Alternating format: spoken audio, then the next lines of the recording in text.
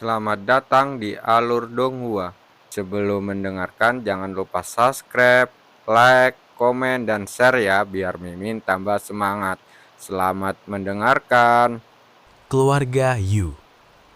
Lucunya, mereka membayar begitu banyak uang kepada Yuan setelah mengusirnya dari keluarga dan merampas segalanya darinya, sementara sama sekali tidak menyadari kebenarannya. Meishu hanya bisa membayangkan ketercegutan di wajah keluarga Yu begitu mereka menyadari identitas asli pemain Yuan. Mungkin mereka bahkan akan muntah darah begitu mengetahui kebenarannya. Seandainya mereka memperlakukan Yuan dengan sedikit saja perhatian, mungkin keluarga Yu tidak perlu menghabiskan begitu banyak uang untuk kecapi giok beku, gumam Meishu pada dirinya sendiri saat 10 menit terakhir perlahan mendekati nol. Sementara itu, di seluruh kantor pusat dan gedung kerja CO Player Auctions di seluruh dunia, semua anggota stafnya menyaksikan lelang tersebut dengan senyum lebar di wajah mereka, seolah-olah mereka hanya beberapa menit lagi akan memenangkan lotre. Hahaha, selamat Lee, kau pasti akan dipromosikan setelah lelang yang pasti akan mencetak sejarah ini. Sial, mereka bahkan mungkin memindahkanmu ke kantor pusat. Rekan-rekan kerjanya memperlakukan Lee secara berbeda setelah mereka menyadari bahwa harta karun dan lelang itu nyata, bertindak seolah-olah mereka tidak pernah meragukannya sejak awal. Jangan lupakan kami saat kau naik jabatan, Lee. Meskipun orang-orang ini secara terang-terangan memuji dan bersorak atas kesuksesan Lee dan bertindak seolah-olah mereka bahagia untuknya, sebenarnya di dalam hati mereka dipenuhi rasa iri, mengutuk langit karena tidak mengirimkan pemberitahuan permintaan lelang kepada mereka, melainkan kepada Lee. Terima kasih semuanya. Jika saya tidak mendengarkan intuisi saya dan mengabaikan permintaan lelang, kita tidak akan berada di sini sekarang, kata Lee kepada mereka dengan senyum terlebar di wajahnya. Dia tidak hanya akan menerima pengakuan atas pekerjaannya, tetapi dia juga akan menerima sebagian kecil dari biaya layanan 10% itu, dan bahkan jika hanya 10% dari 10% itu, dia akan menghasilkan setidaknya $6 juta, yang jauh lebih besar daripada total pendapatannya setelah bekerja untuk perusahaan tersebut selama lebih dari 20 tahun. Lihat, jumlahnya bertambah 1 juta lagi. Siapa music genius ini? Tanya salah satu dari mereka. Itulah kebanggaan keluarga Jiang. Dia seorang jenius musik yang mengguncangkan dunia dengan bakat musiknya di usia 10 tahun dan dia telah bermain untuk Royal Entertainment selama 9 tahun terakhir. Royal Entertainment? Mereka adalah saingan nomor 1 keluarga Yu yang memiliki Jade Entertainment. Jadi ini pertarungan antara dua raksasa terbesar di industri musik ya. Aku penasaran siapa yang akan keluar sebagai pemenang karena keduanya memiliki kekayaan yang sangat besar. Para staf dan ratusan juta orang di seluruh dunia menyaksikan dua keluarga bertarung memperebutkan kecapi giok beku. Keluarga Yu menawar $603 juta. Music Genius menawar $605 juta. Keluarga Yu menawar $610 juta. Music Genius menawar $610 juta $100.000. Keluarga Yu menawar $610 juta $200.000. Pertarungan antara keluarga Yu dan Music Genius berlanjut bahkan beberapa menit setelah penghitung waktu lelang mencapai 0. Setelah tawaran tidak tertandingi selama 10 detik, pemenangnya akan ditentukan. Ketika lelang mencapai $620 juta, penonton menyaksikan dengan penuh antisipasi saat hitungan terakhir dimulai. Begitu hitungan mundur akhirnya mencapai 0, pengumuman besar muncul di tengah website. Selamat kepada keluarga Yu atas kemenangan lelang ini. Pada akhirnya, keluarga Yu memenangkan tender tersebut, tetapi itu akan memakan biaya $620 juta. Namun meskipun jumlah ini tampak besar, itu hanyalah setetes air di lautan bagi mereka yang memiliki salah satu perusahaan entertainment terbesar di dunia dengan bisnis dan cabang di seluruh dunia yang menghasilkan miliaran dolar setiap tahunnya. Setelah lelang berakhir, $620 juta dikurangi dari rekening keluarga Yu sebelum dikirim langsung ke rekening Meishu di situs web tersebut dengan biaya layanan yang sudah dipotong. Pada akhirnya, Meishu menerima $558 juta dari lelang tersebut dan tambahan $20.000 untuk uang muka awalnya yang kemudian digandakan oleh Lee. Meishu tidak membuang waktu untuk menarik uang itu dan langsung menyetorkannya ke rekening bank yang ia miliki bersama Yuan. Biasanya jika sejumlah besar uang tiba-tiba masuk ke rekening bank seseorang sekaligus, bank akan curiga dan memicu penyelidikan. Namun beruntung bagi Yuan dan Meishu, rekening bank tersebut dibuat oleh Yurue, putri dari keluarga Yu yang terhormat, sehingga rekening bank tersebut memiliki fitur premium seperti anonimitas mutlak. Meishu memeriksa rekening bank untuk memastikan uang telah disetorkan, dan benar saja, Ada 558 juta dolar 20.000 di dalamnya. Ding!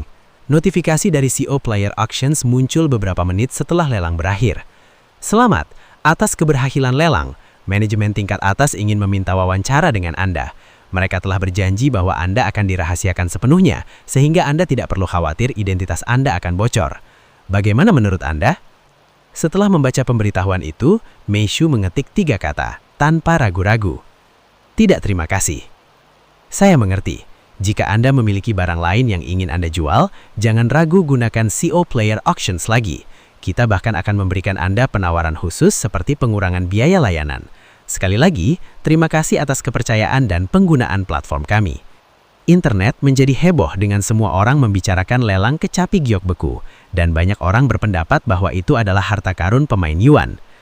Sementara itu, di dalam alam mistik, Yuan dan Lan Yangying saja baru saja kembali ke kuil. Terlalu banyak pohon di sini, jadi kita harus berjalan kaki, kata Lan Yangying kepadanya sebelum kembali ke wujud manusianya. Rambut putih dan mata pinknya juga kembali ke warna aslinya. Beberapa saat kemudian, mereka tiba di kabin. Kakek, nenek, Lan Yangying memanggil mereka saat mereka mendekati pondokan. Hah? Kamu sudah kembali dengan pemuda itu? Apa kamu berubah pikiran dan menghamili kegunakan mereka saja? Kakek dan neneknya terkejut sekaligus senang melihat Yuan kembali bersama Lan Yangying secepat itu. Kakek, ini bukan waktunya bercanda. Kita dalam keadaan darurat, kata Lan Yangying sambil mengambil inti iblis dan menunjukkannya ke kakeknya. Apa itu? Kakek Lan Ino langsung mengenali inti iblis tersebut karena sudah bertahun-tahun sejak terakhir kali ia melihatnya. Namun ketika ia akhirnya menyadari apa yang sedang ia lihat, matanya membesar dengan terkejut dan ekspresi cerianya berubah menjadi serius. Dari mana kamu mendapatkan inti iblis itu? Tanya kakeknya dengan suara serius, lalu melanjutkan. Mari kita bicara di dalam. Beberapa saat kemudian, mereka kembali ke meja. Setelah keempatnya duduk dengan nyaman, Lan Ying mengingat kembali pertemuan mereka dengan iblis dan bagaimana Yuan mengalahkannya. Kami diserang oleh iblis dalam perjalanan menuju kota. Dia memulai ceritanya dengan informasi yang mengejutkan ini. Apa? Mustahil. Aura pedang sang penguasa seharusnya mencegah mereka mendekati kota, kata Nenek Lan. Iya, tapi mereka menyerap darah orang tuaku, sehingga mereka kebal terhadap aura pedang. Lan Ying menghela napas.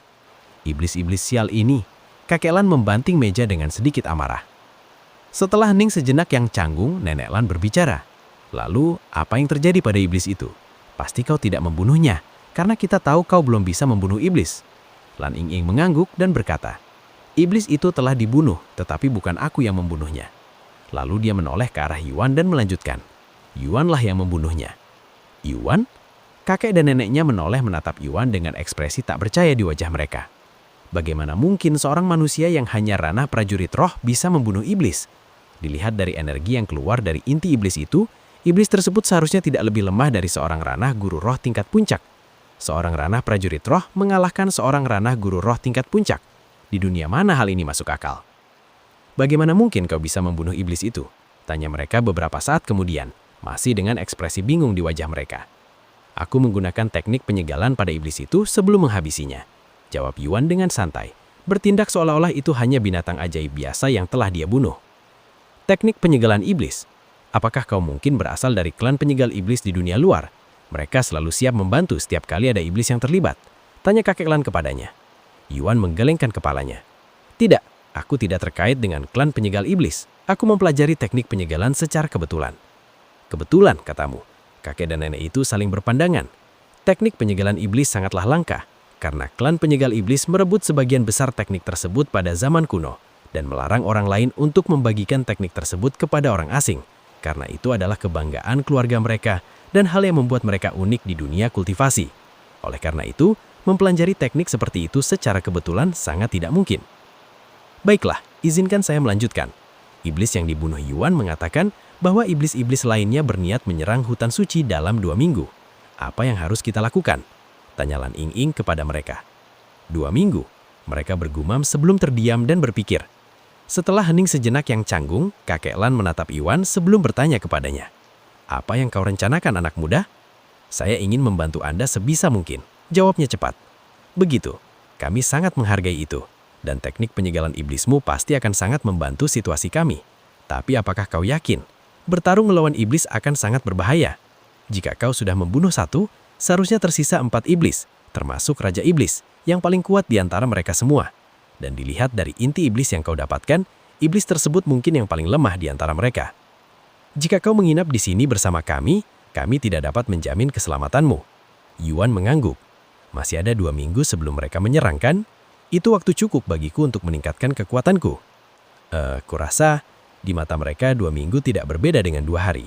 Dan tidak banyak peningkatan yang dapat dilakukan dalam waktu sesingkat itu, bahkan jika dia adalah jenius tingkat puncak. Jika Yuan diberi waktu 2 tahun, mungkin dia bisa membantu mereka melawan Raja Iblis. Tetapi pada levelnya saat ini, dia bahkan tidak akan mampu mendekati Raja Iblis untuk menyerangnya tanpa mati. Aku mengerti. Jika kau butuh apa saja, beritahu kami saja, kata kakek Lan kepadanya. Mendengar kata-kata itu, Yuan tanpa ragu bertanya, lalu apakah kau punya inti monster? Inti monster? Tidak. Kami tidak punya, namun kami bisa memburu seberapa makhluk ajaib dan mendapatkan seberapa untukmu. Berapa banyak yang kau butuhkan? Sebagian besar makhluk ajaib di sekitar area ini berada di atas level Master Roh. Saya ingin sebanyak mungkin jika Anda tidak keberatan, kata Yuan tanpa ragu. Aku mengerti, setelah ini saya akan berburu beberapa binatang roh. Terima kasih atas bantuannya, kata Yuan kepadanya. Hahaha, abaikan saja, tidak ada jumlah inti monster yang mampu menandingi inti iblis bagi kami. Beberapa saat kemudian, Yuan bertanya kepada mereka.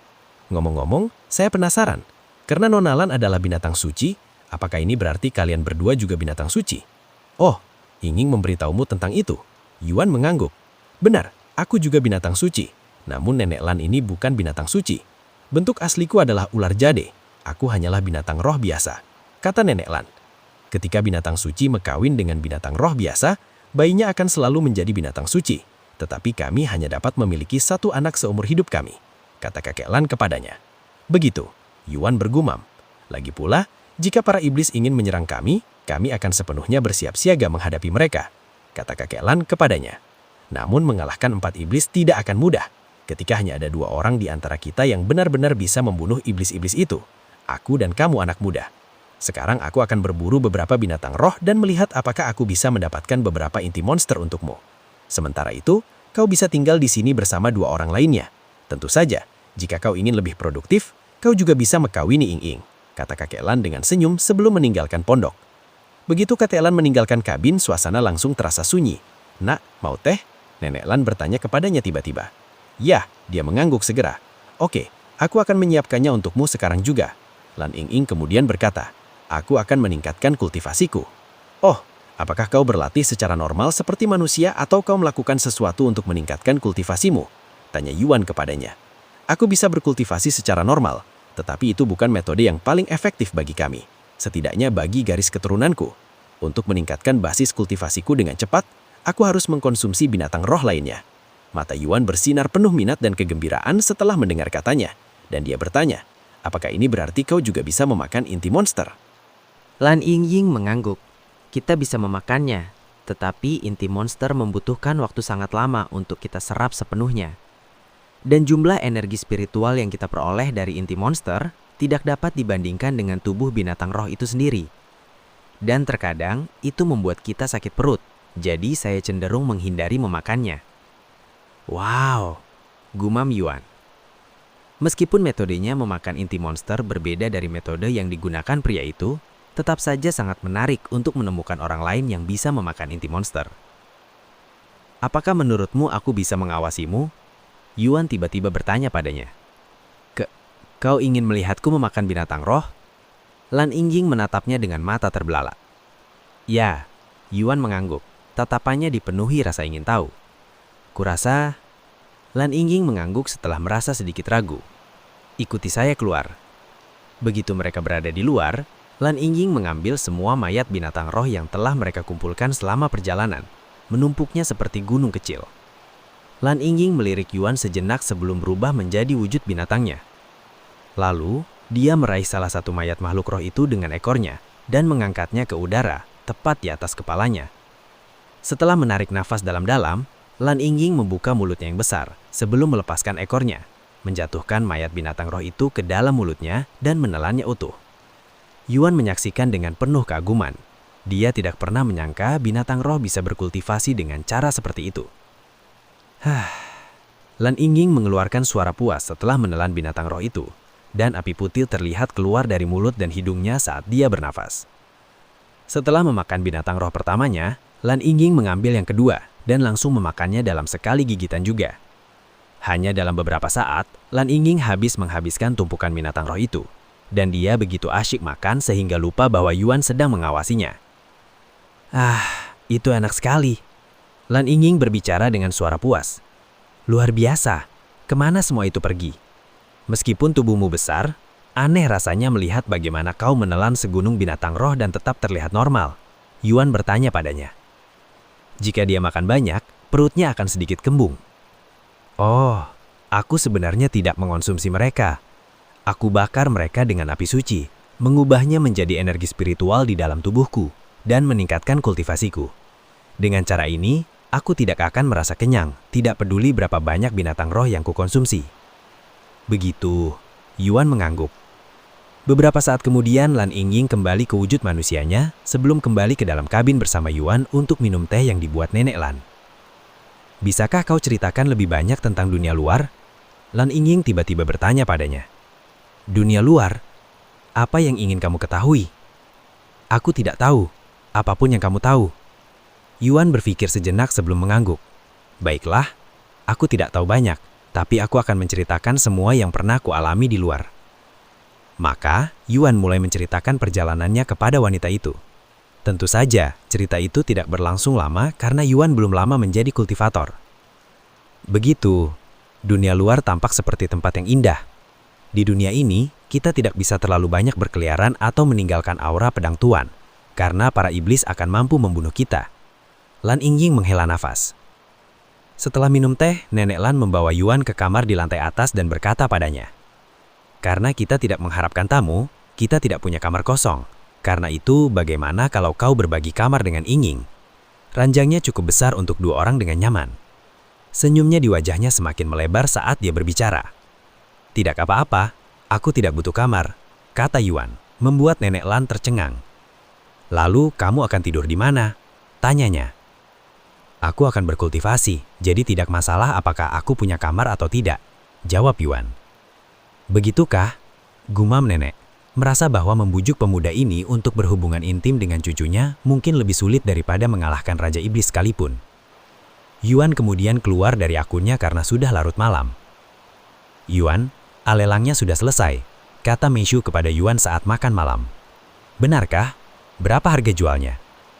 Kecapi Giot Freeport Wall beku terjual seharga $620 juta, dan kita mendapatkan $558.020.000 setelah biaya jasa. Sekarang kita bisa membayar sewa tempat ini, meskipun teman Yurao bersedia meminjamkannya kepada kita secara cuma-cuma. Yuan berkata. Meishu, angkat alis Meishu. Ini hal pertama yang dia pikirkan setelah mendapatkan begitu banyak uang. Membayar sewa. Jika dia mau, dia bahkan bisa membeli seluruh gedung ini dan masih memiliki banyak uang tersisa. Oh, ya. Satu hal lagi, Meishu.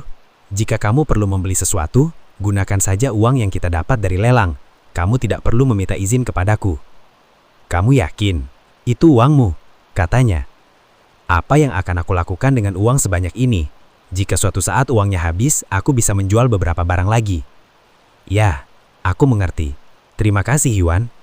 Meishu langsung tidur setelah membersihkan diri, dan Yuan menghabiskan malam dengan berlatih di dunia nyata. Keesokan paginya, Meishu masuk ke dalam permainan setelah memberi Yuan sarapan, dan dia menyampaikan situasi Yuan kepada mereka.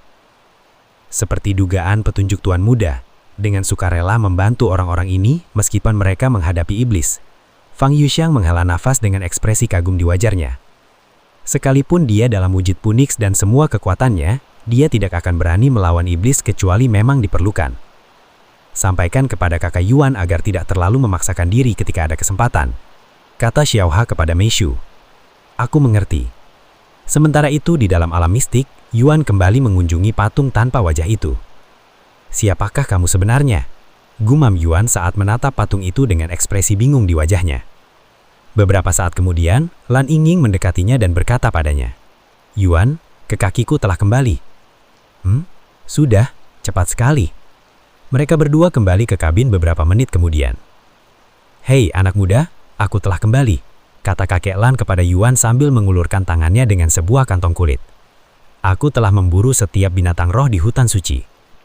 Meskipun pada awalnya tidak banyak binatang roh, aku berhasil mendapatkan beberapa inti monster untukmu. Terima kasih banyak. Yuan menerima kantung kulit itu dengan senyum lebar di wajahnya. Yingying, aku menyimpan mayat mereka untukmu. Kakek Lan kemudian menyerahkan cincin spasial kepadanya. Terima kasih kakek. Jangan dibahas. Kita berdua sudah mencapai batas kemampuan kita, jadi itu tidak akan ada gunanya. Namun hal yang sama juga berlaku untuk para iblis itu. Karena itu, kita harus fokus pada kalian berdua yang masih bisa berkembang, kata kakek Lan kepada mereka. Aku akan memakannya sebentar lagi, kata Leng Yingying. Bagaimana denganmu anak muda? Mungkin tidak banyak inti monster di dalamnya, tetapi kau tidak akan mampu menyerap semuanya dalam 2 minggu. Silahkan lihat ke dalam. Yuan mengangguk dan membuka kantung penyimpanan, lalu 3 inti monster jatuh ke telapak tangannya. 2 inti monster Master Roh dan 1 di tingkat Grand Master Roh, kata kakek Lan. Wow, ini jauh lebih baik dari yang saya harapkan. Sekali lagi terima kasih. Kau bisa berterima kasih padaku dengan kawin dengan Yingying, kata kakek Lan, belum menyerah dalam masalah ini. Beberapa saat kemudian, Lin Yingying pergi keluar untuk memakan binatang-binatang ajaib yang dibawa pulang oleh kakeknya. Dan yang mengejutkan Yuan, lebih dari 300 mayat makhluk ajaib menumpuk di depan pondok, melampaui gunung sebelumnya setidaknya 3 kali lipat. Butuh lebih dari 300 binatang roh untuk mendapatkan 3 inti monster. Yuan khawatir berapa banyak yang harus dia bunuh untuk mendapatkan 1 inti monster di masa depan, seiring kekuatannya bertambah, karena mendapatkannya akan semakin sulit. Saat Leng Yingying memakan binatang-binatang roh itu, Yuan memiringkan topengnya dan bersiap untuk menelan inti monster. Kakek Lan sangat terkejut setelah melihat apa yang coba dilakukannya, dan dia dengan cepat berseru, "Apa yang kau pikir sedang kau lakukan? Jangan bilang kau jadi ingin memakan inti monster setelah melihat Yingying memakan binatang roh kan? Kau akan mati." Leng Yingying berhenti makan untuk melihat keributan apa yang terjadi. Anak muda, manusia tidak bisa mengkonsumsi inti monster. Bahkan binatang roh pun tidak bisa melakukannya. Yingying agak istimewa karena garis keturunannya yang unik sebagai binatang suci, dan bahkan dia pun sakit perut karena menelannya. Nenek Lan menghagalkan kepalanya. Tidak apa-apa, kata Yuan dengan suara tenang. Dan dia melanjutkan. Aku juga memiliki fisik istimewa, dan itu memungkinkanku untuk mengkonsumsi inti monster. Leng Yingying dan kakek neneknya terkejut mendengar kata-katanya. Benarkah dia bisa memakan inti monster? Fisik istimewa seperti apa yang dimilikinya? Baiklah, biar saya tunjukkan. Yuan berkata sambil melemparkan salah satu inti monster Master Roh ke dalam mulutnya, lalu menelan sedikit cairan manis yang tersisa setelahnya. Fisik pemurnian surga diaktifkan. Energi telah dimurnikan dari inti monster naga bumi. Anda telah mencapai prajurit roh ke-6, tambah 3.500 semua statistik. Yuan telah mencapai prajurit roh tingkat ke-7, tambah 4.000 semua statistik. Yuan telah mencapai prajurit roh tingkat ke-8, tambah 4.500 semua statistik. Yuan telah mencapai prajurit roh tingkat ke-9, tambah 5.000 semua statistik. Yuan telah mencapai master roh tingkat pertama, tambah 10.000 semua statistik. Yuan telah mencapai master roh tingkat kedua, tambah 11.000 semua statistik. Yuan menghela nafas panjang setelah mengkonsumsi inti monster itu. Lihat, aku baik-baik saja, katanya kepada mereka setelah itu. Namun tidak ada respon dari kakek nenek ataupun Leng Yingying, karena mereka semua menatapnya dengan ekspresi tercengang di wajah mereka. Mereka selalu mengira Yuan adalah manusia, tetapi setelah menyaksikan dia mengkonsumsi inti monster dan menembus berbagai alam dengan mudah, mereka mulai meragukan apakah dia benar-benar manusia atau bukan. Bahkan mereka tidak akan ragu meskipun Yuan tiba-tiba mengungkapkan kepada mereka bahwa dia adalah binatang suci selama ini. Anak, kalau kau tidak keberatan, seperti apa bentuk tubuhmu? Tanya kakek Lan dengan suara bergetar. Yuan merangguk dan berkata, fisik pemurnian surga. Fisik legendaris itu? Kakek Lan tidak sadar mundur beberapa langkah dengan terkejut. Kau tahu tentang fisikku? Tanya Yuan, rasa ingin tahunya terpancing. Setelah menarik nafas dalam, kakek Lan mengangguk dan berkata, fisik pemurnian surga adalah salah satu fisik yang legendaris pernah ada. Dan jika saya ingat benar, pendiri klan penyegel iblis memiliki fisik ini. Pendirinya? Yuan mengangkat alisnya. Berapa lama yang lalu kita bicara? Kurang lebih jutaan tahun yang lalu, kata kakek Lan. Lalu melanjutkan. Pendiri klan penyegel iblis juga dikabarkan memakan inti iblis, tetapi belum ada yang pernah mengkonfirmasinya.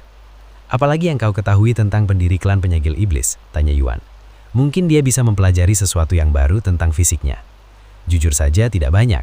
Dia adalah pria kuat, salah satu entitas terkuat pada zamannya, dan dia mendirikan klan penyegel iblis untuk membunuh iblis. Tidak ada yang tahu latar belakangnya atau motifnya mendirikan klan tersebut, tetapi semua manusia dan bahkan binatang roh mengaguminya seperti dewa. Adapun para iblis, mereka akan lari jangan dengar namanya. Siapa namanya? Tanya Yuan. Sayangnya namanya telah hilang di telan terkura waktu, jadi tidak ada yang tahu benar-benar siapa. Namun kita tahu julukannya, pembasmi iblis, Teladan Dinati. Sang Teladan, julukan yang keren, gumam Yuan, membayangkan betapa menyenangkannya jika dia juga memiliki julukan. Beberapa saat kemudian, Yuan melanjutkan untuk mengkonsumsi 2 inti monster lainnya. Fisik pemurnian surga diaktifkan. Energi telah dimurnikan dari inti monster belalang metan. Anda telah mencapai tingkat master roh tingkat ketiga. Semua statistik bertambah 12.000. Anda telah mencapai tingkat master roh tingkat keempat. Semua statistik bertambah 13.000.